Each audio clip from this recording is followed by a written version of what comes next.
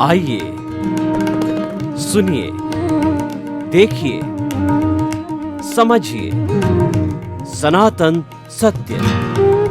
जैसी दृष्टि वैसी सृष्टि, दृष्टि विज्ञान। कुदरत, कुदरती रचना एवं कुदरत के कानून से शाश्वत सुख की प्राप्ति। जोधपुर के परम पूज्य महात्मा उपासक प्रोफेसर डॉक्टर सोहन राज तातेड़ के निर्देशन में सनातन सत्य। जैसी दृष्टि वैसी सृष्टि, दृष्टि विज्ञान।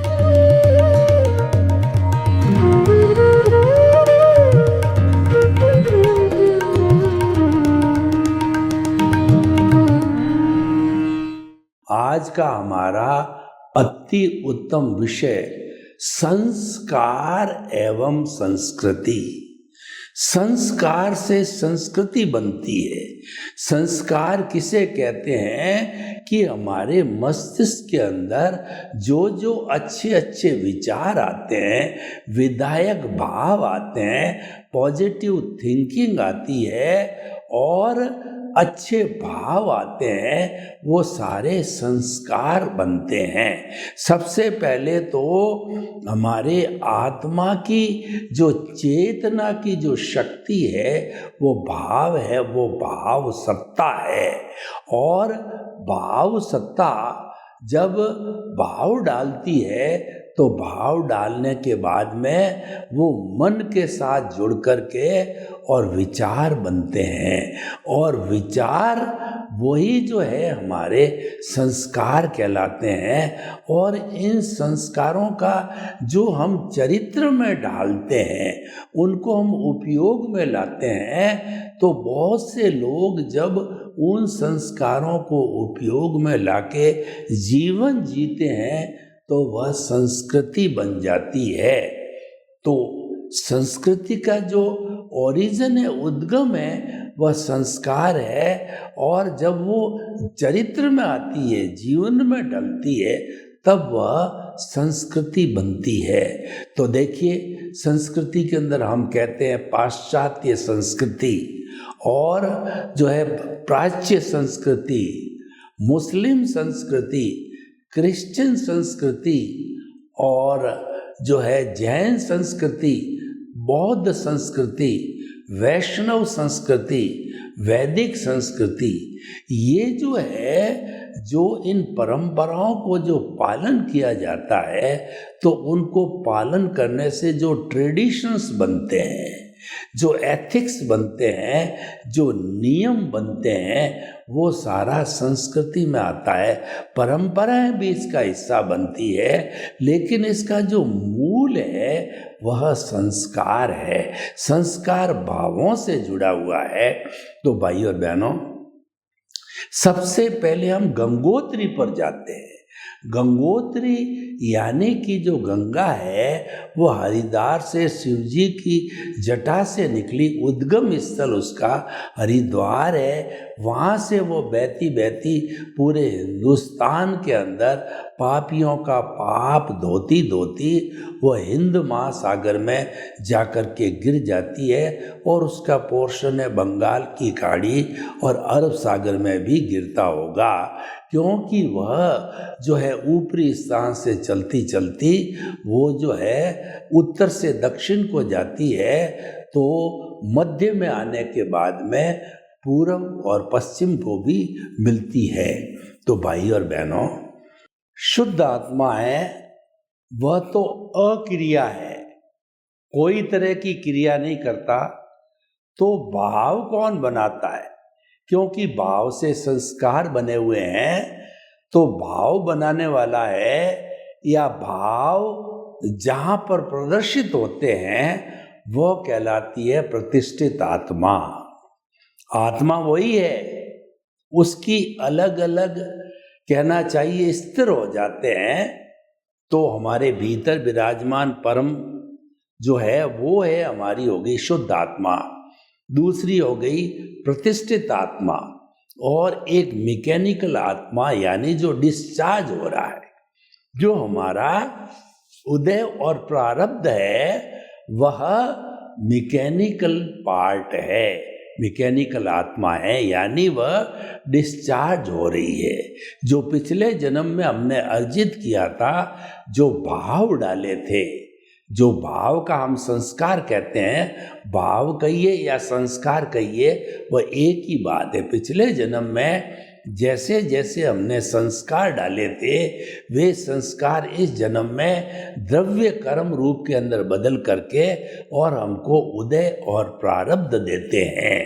तो जो वो मैकेनिकल हो गया, और उस मैकेनिकल के अंदर हमारी कोई स्वतंत्रता नहीं है, वो तो ऑटो मोड से चलता है, वह अपने आप चलता है। यानी कि पिछले जन्म का जो जो हमारी स्क्रिप्ट है, फिल्म बन करके हमने जो है प्रस्तुत की है, वह चलती रहती है, जिसको हम उदय और प्रारब्ध कहते हैं। और देखिए कि जो हमारा ये भाव पक्ष है वो लाइव है। वो लाइव के अंदर क्या होता है कि हमारा पिछले जन्म का ज्ञान दर्शन, इस जन्म का ज्ञान दर्शन, हमारा इंटरेस्ट, हमारा इंटेंशन, ये सब मिलकर के संस्कार डाले जाते हैं, जिसको कि भाव कहते हैं। और वो संस्कार जो है वो प्राय जो हमारा उदय और प्रारब्ध चल रहा है, उस पर रिएक्शन करने से बनता है। और रिएक्शन नहीं करते हम तो वह शुद्ध भाव होता है। और शुद्ध भाव हमारे मोक्ष के लायक और सहायक होता है। जैसे शुद्ध भावों का मैं बताऊं कि हम जितनी हमारे भीतर विराजमान शुद्ध आत्मा भगवान की जो है उपासना करते हैं, हरि अनंत, हरि कथा अनंत, भीतर विराजमान हरि की कथा करते हैं, ये अजन्मा है, ये अजर है, अमर है, अविनाशी है।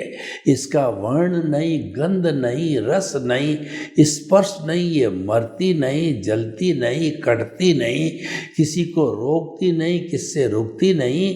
ये अनंत ज्ञान, अनंत दर्शन, अनंत शक्ति, अनंत सुख का धाम है। और ये जो है टंकोत्कीर्ण है, ये अव्याबाद है, और ये अजन्मा है, ये सुख का धाम है। यानी मेरी आत्मा सुख के सागर में हिलोरे ले रही है, चारों तरफ सुख की वर्षा हो रही है, और सुख का तालाब नजर आ रहा है, और उसके अंदर मेरी आत्मा डुबकियां लगा रही है। तो इस तरीके से जो हम प्योरली चेतन का जो भाव करते हैं, या हम सर्व मंगल का भाव करते हैं, जगत के सब जीवों को सुख मिले, शांति मिले, आनंद मिले, प्रेम मिले, सौहार्द मिले, और सभी मुक्ति को जाएं, सबका जीवन आनंदमय मंगलमय हो। जब हम ऐसे भाव डालते हैं जो सर्वजन हिताय, सर्वजन सुखाय होते हैं, तो वो शुद्ध भाव होते हैं। उसमें कोई भी कॉजेज नहीं पड़ते हैं, क्योंकि कॉजेज को पढ़ने के लिए राग द्वेष का होना जरूरी है। राग द्वेष ये अज्ञान है। कहने का अर्थ है कि जब हमारा ये भाव अज्ञा के साथ जुड़ता है, तब वह राग द्वेष युक्त हो जाता है, और वह प्रकृति के साथ जुड़ जाता है। और जब प्रज्ञा के साथ जुड़ता है तो वह पुरुष के साथ जुड़ जाता है। तो पुरुष तो स्वयं अपने आप मुक्ति जाने वाला है, वह आनंद का जो है धाम है, उसके साथ हमको जुड़ना ही है। तो प्रकृति और पुरुष को अलग रखो, और जितना जितना आप चेतन के पाले में रहोगे, उतना उतना जो है अज्ञान का नाश होगा। क्योंकि हमारा चेतन अगर केंद्र में है और हम अंतरात्मा पद पर बैठे हुए हैं और परमात्मा बनना चाहते हैं, तो ऐसी स्थिति के अंदर सम्यक ज्ञान, सम्यक दर्शन है वह डेवलप होता रहेगा।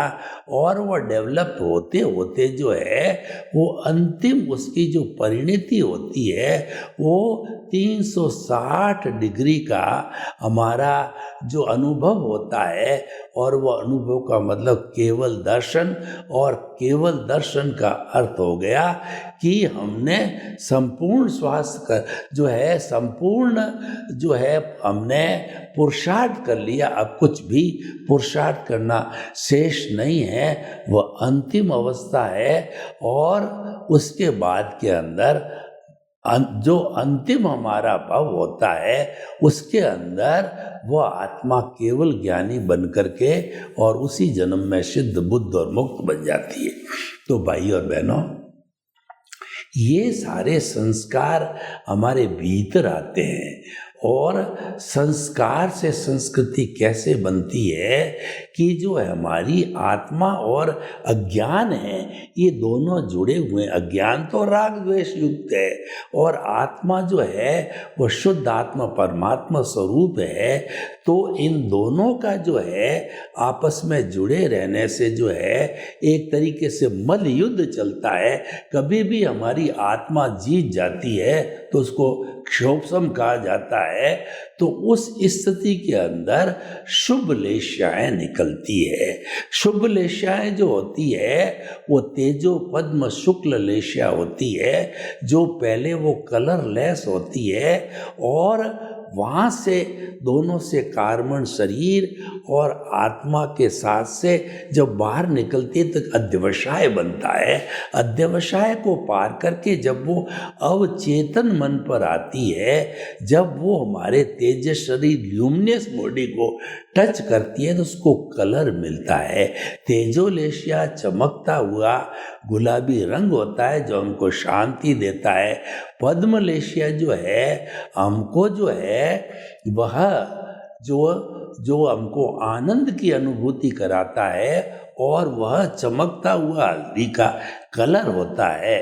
और जो हमारा वाइट कलर तीसरा होता है जो प्योरिटी की होती है, वो प्योरिटी बढ़ते बढ़ते हमको जो है सनातन सत्य की प्राप्ति हो जाती है, यानी कि हमारे को मुक्ति की अवस्था भी प्राप्त हो जाती है। तो ये जब सारी कलरफुल लेशाएं जो है हमारे जो अवचेतन मन पर उतरती है, तो वहाँ से जो है ये भाव होते हैं, ये संस्कार होते हैं। ये संस्कार जो हमारे एंडोक्राइन ग्लैंड्स जो है इस स्थूल शरीर पे ये चित्त के साथ में काम करती है। तो चित्त की परमिशन से, क्योंकि मालिक चित्त है, चित्त की परमिशन से ये जो लेशाएं, कलरलेस लेशाएं थी, वो जो है लिक्विड के अंदर बदल जाती है। पहले ये वाइब्रेशन फॉर्म में थी, अब लिक्विड फॉर्म में बन करके और एंडोक्राइन ग्लैंड्स के अंदर वह हार्मोन्स बन जाते हैं। और जैसे शुभ लेशिया के संस्कार के भाव होते हैं हमारे पूरे ब्लड के अंदर, वो मिलकर के और हमारी कर्मेंद्रियां हैं, जैसे हाथ है और पैर है वगैरह, ये पूरा सिस्टम जो कर्मेंद्रियों का है वह जो उसके अनुरूप काम करने लग जाता है।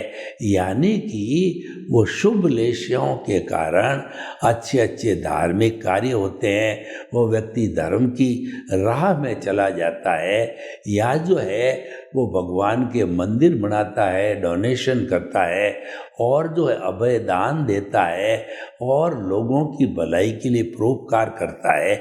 यानी कि जैसी उसकी स्थिति होती है उसके अनुसार वह अच्छे अच्छे काम करता है, क्योंकि ये तीनों ही पुण्योदय की स्थिति में होती है। तो पुण्योदय से जो है हमारा विकास होता है।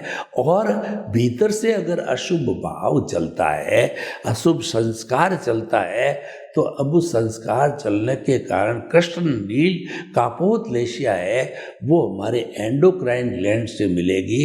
तो कृष्णलेशिया काले गहरे काले रंग की जो है वह जो है काले गहरे रंग की जो है वो लेशिया होगी, वो चमकता हुआ नहीं होगा। और वो जो लेशिया है महाहिंसा के काम, पंचेंद्रिय वध है और जो है मांस है, मिट्टी है, शराब है, इस तरीके से जो है अनैतिक कार्य करने वाली होगी। और दूसरी नील लेशिया उससे थोड़ी सी जो है शुद्ध अवस्था में होगी, वह झूठा माप तोल, ये कपट के काम करना वगैरह, जालसाजी करना ये कराता है। और तीसरी लेशिया होती है कापोत लेशिया, कबूतर की कलर की, तो वो लेशियाएँ और हल्की होती है। वो लेशियाएँ छोटा मोटा गुस्सा जो है, छोटा मोटा चोरी है, छोटे छोटे काम जो होते हैं उन लेशियाओं से है, ये कापोत लेशिया है। तो ये तीनों अशुभ लेशियाएँ हैं। ठीक उसी तरीके से एंडोक्राइन ग्लैंड्स के साथ मिलकर के अशुभ जो है वो विचार बना देती है और हमारे इस जो है चित्त के साथ जो है चेतन मन से संपर्क करके आदेश प्राप्त करके और फिर पूरे ब्लड के अंदर वो सिस्टम मिल जाता है और हमारी कर्मेंद्रियों को निर्देश मिलते हैं कि किसी की हिंसा करो, किसी के साथ में झूठ बोलो, कपट करो और जो है दगा करो। इस तरीके की जो भावनाएं, नेगेटिव थॉट्स है वगैरह है, सारी भावनाएं इस तरीके से, संस्कार इस तरीके से प्रकट होते हैं। तो भाई और बहनों, ये संस्कार हुआ और ये संस्कार को व्यक्ति जब अपने जीवन के अंदर डालता है, अच्छा या बुरा हो तो अच्छा या बुरा इंसान बनता है। और उसके ग्रुप में ऐसे इंसान बनते हैं जैसे परिवार के लोग होते हैं, तो वो क्या होते हैं कि वैसे जो है वो परिवार के अंदर सारे ही लोग इसी तरीके से ढल जाते हैं, तो वह एक अच्छा परिवार नहीं कहलाता है और वो संस्कृति जो है वो खराब संस्कृति बन जाती है। ये जो हमारे उच्च गोत्र और नीच गोत्र होते हैं, तो वैसे तो व्यक्ति जो है कर्म से महान बनता है, जन्म से महान नहीं बनता है, लेकिन जो कर्म खराब करते हैं वो नीच गोत्र के जो लोग होते हैं, फिर वो जो है सारा काम ऐसा ही करते हैं। तो इसीलिए भाई और बहनों, संस्कार से संस्कृति बनती है। तो हमारा जो उद्गम स्थल संस्कार है उस पर पूरा ध्यान देना चाहिए और अच्छे संस्कार बनाने की जो मूल अवस्था होती है वह बच्चों की 8, 10 और अधिकतम समझे तो 15 वर्ष संस्कारों का बीजारोपण है, वो 15 वर्ष की अवस्था के अंदर करना चाहिए। और बच्चा जो है वह जो है प्रारंभ से 3 साल के बाद मान लो उसकी समझ आती है, तो 3 से 15 चाहे लड़का हो लड़की हो, वो सारा अपने माता पिता से सीखता है, दादा दादी से सीखता है। और दूसरा क्या है कि जो है बड़े पापा ताऊ जी वगैरह जो घर में होते हैं उनसे वह संस्कार ग्रहण करता है और उसी के अनुरूप जो है उसका जीवन जो है वो ढल जाता है, क्योंकि उसके अंदर कॉपिंग पावर होती है। और जॉइंट फैमिली के अंदर तो हम जानते ही हैं कि सभी एक दूसरे का काम करना होता है, तभी वह जॉइंट फैमिली होती है। तो ये सारा जो है हमें पुनः जो है वह परिवर्तन होता देखा गया। तो भाई और बहनों, हम आपको बताना चाहते हैं कि संस्कार और संस्कृति को अच्छा बनाए रखने के लिए हमें हमारी छोटी बाल पीढ़ी है उसको संस्कार अच्छे देने चाहिए, क्योंकि वह बाल पीढ़ी जो है वो आज बाल है, कल जो है वयस्क होकर के देश के कर्णधार बनेंगे। तो उनके लिए भी जो है यही बात एप्लीकेबल होती है कि उनको अच्छे संस्कार दिए जाए। तो भाई और बहनों, संस्कृति की अब हम बात करते हैं तो हमारा मोहनजोदड़ो और हड़प्पा जो है ये भारत की सबसे पुरानी संस्कृति है। इसके जो खुदाई के जो अवशेष मिले हैं उन अवशेष में पाया गया कि जटा बड़ी हुई और ध्यान करते हुए मूर्तियाँ हमको जो है खुदाई के अंदर मोहनजोदड़ो और हड़प्पा की खुदाई के अंदर मिली है। और उसके साथ साथ में ध्यान करते हुए, योग करते हुए, जो कि भारत की कृति है, वो बहुत से जो है मूर्तियाँ हमको मिलती। भगवान की मूर्तियाँ मिली है, जैन धर्म के भगवान की और जो वैष्णव धर्म के भगवान की और जो शिव जी के भगवान के धर्म की सारी मूर्तियाँ जो है प्राप्त हुई है। तो ये खुदाई से प्राप्त हुई है और ये बहुत पुराना जो है खुदाई है। तो भाई और बहनों, हम आपको क्या बताना चाहते हैं कि संस्कृति आगे से आगे चलती रहती, क्योंकि संस्कृति है परंपराओं के ऊपर चलती है। परंपराएं नहीं रहेगी तो संस्कृति कैसे चल पाएगी। तो परंपराएं गलत भी नहीं पढ़नी चाहिए ताकि वो संस्कृति अच्छा रहे। तो इसीलिए जो है, और अगर मान लो हमें कुछ परंपराएं बदलनी है, ठीक नहीं है, तो उसके लिए सबका कॉन्फिडेंस हासिल करके सर्वसहमति से हम उसको बदल करके और अपने समाज के अंदर लागू कर सकते हैं। तो वह तो सर्वमान्य हो जाती है। जो चीज़ सर्वमान्य होती है उसके अंदर तो कोई रोक टोक की बात नहीं होती है, कुछ कहना नहीं होता है।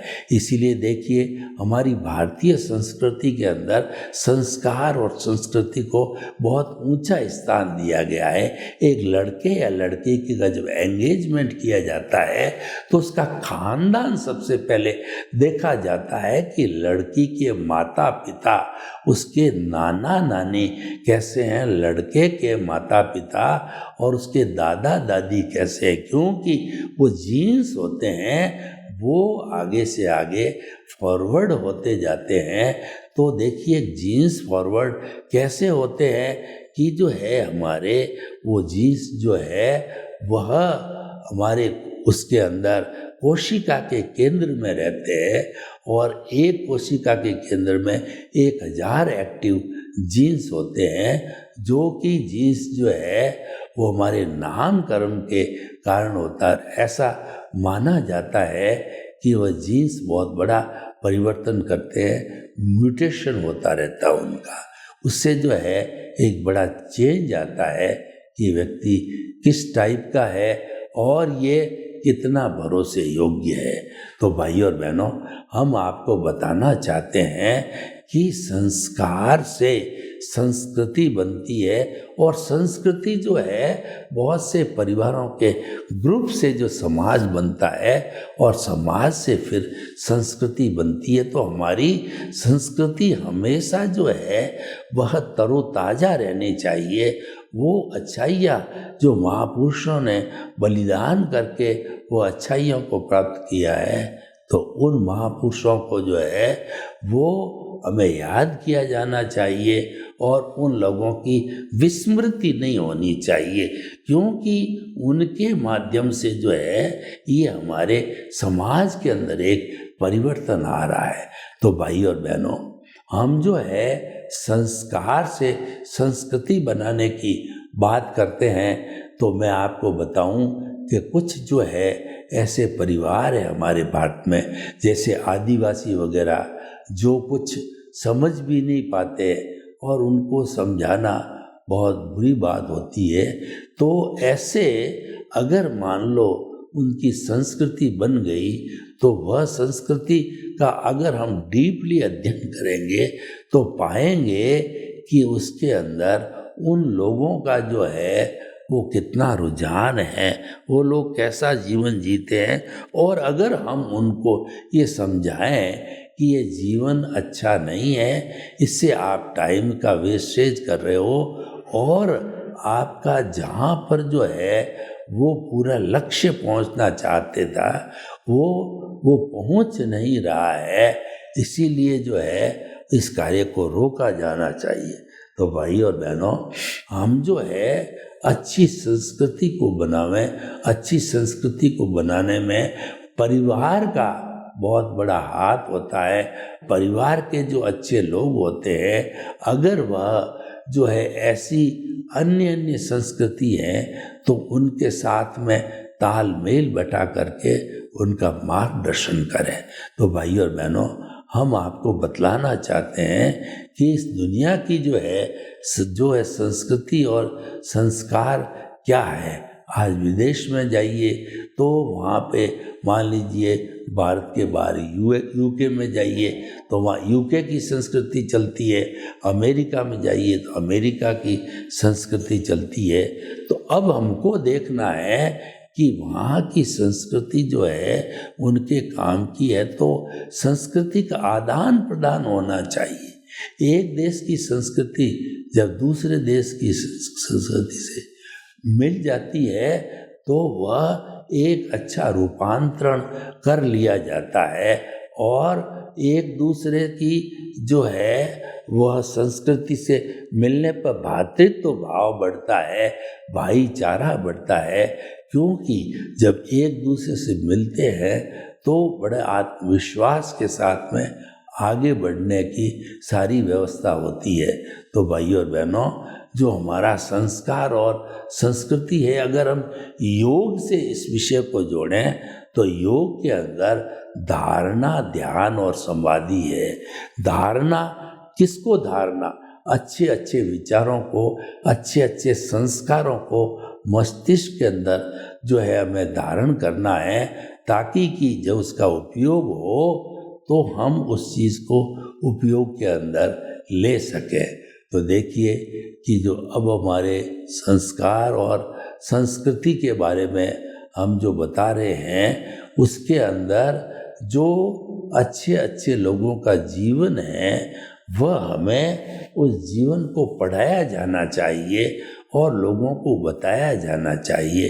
क्योंकि जितना जितना हमारे पूर्वजों का जो है हम जीवन बताएंगे, त्यों त्यों उत्साह आएगा उन लोगों के अंदर, और उत्साह आने से वो लोग हैं आगे तरक्की कर पाएंगे। संस्कृतियाँ एक दूसरे से जुड़नी चाहिए, सांस्कृतिक आदान प्रदान होना चाहिए। एक विश्व की संस्कृति दूसरे के साथ जाकर के और वहाँ कॉन्फ्रेंस करे और वहाँ पर सेमिनार वगैरह करे और इस तरीके के जो है MOU लाया जाए कि वो संस्कृतियाँ घुल मिल जाए। हमारा भारतवर्ष जो है वो आर्य देश कहलाता है और हम आर्यों की संतान हैं। इतने लंबे से समय से जो है हजारों वर्षों से हम देख रहे हैं कि अभी तक जो है हमारे हम जो जितना देख रहे हैं उतना विकास हमारे होना चाहिए, अभी हो नहीं पाया है। और जितनी जितनी उसका कारण हमारी बड़ी आबादी है। हमारे देश में जिस समय के अंदर जो लोग आए उन्होंने अपनी संस्कृति को जो है अक्षुण्ण रखते हुए वहीं पर वो सेटल हो गए। क्योंकि हिंदुस्तान की जो संस्कृति है वो उदार संस्कृति है, उनके संस्कार बहुत हाई लेवल के संस्कार है। तो उस संस्कृति के जो लोगों ने जो है यहाँ रहना, हिंदुस्तान के अंदर रहना जो है वो प्रारंभ कर दिया। तो ये सारा जो है वो इसीलिए होता है कि हमारी संस्कृति जो है बहुत साफ सुथरी है, वो मूल्यों की संस्कृति है। जिस संस्कृति के अंदर मूल्य होते हैं पूरे विश्व को जो है वो एक अच्छा उदाहरण दे सकती है।